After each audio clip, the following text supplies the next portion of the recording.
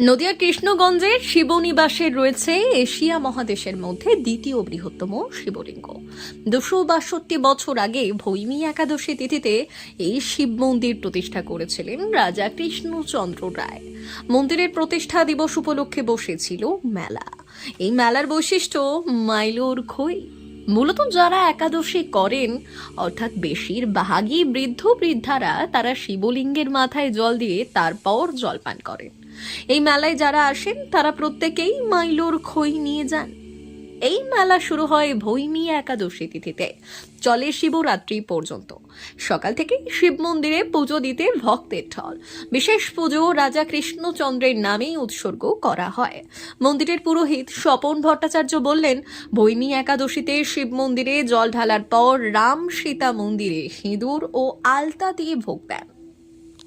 ভৈমী একাদশী এটা একটা বিশেষ ধর্মীয় অনুষ্ঠান, রীতিনীতি, যেটা আমরা শুনেছি যে আজকে এই দিনে ভীমও নাকি একাদশী করেছিলেন এবং এই দিনটা যার জন্য ভৈমী একাদশী নামে খ্যাত আছে।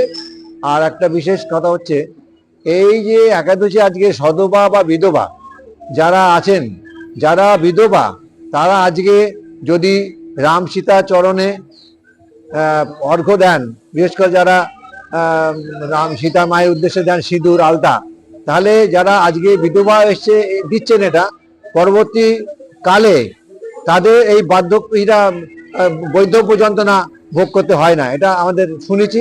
আর যারা যারা সধবা তারা যদি এটা দেয়, সেই সিঁদুর আলতা বা অর্ঘ্য, তাহলে তাদেরও বৈধব্য যন্ত্রণা ভোগ করতে হয় না, এটা আমরা শুনেছি, অনেক দিন থেকে শুনে আসছি। এটা হচ্ছে একমাত্র কারণ হচ্ছে এই ভৈমী একাদশীর উপবাস। আজকে কেউ ফলাহার করে, কেউ কিছু না খেয়ে উপবাস করে তাদের ভবিষ্যৎ মঙ্গলের জন্য। ভীম একাদশী তো আজকে মহাদেবের পুজোটা দিলাম সবাই মিলে।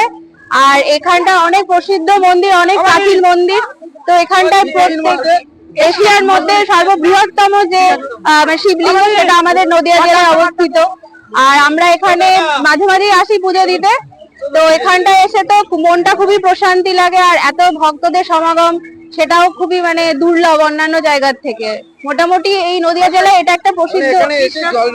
হ্যাঁ, জল ঢাললে একদম মনের আশা পূর্ণ হবে। আকাশ বিশ্বাসের প্রতিবেদন, উত্তরের প্রহরী।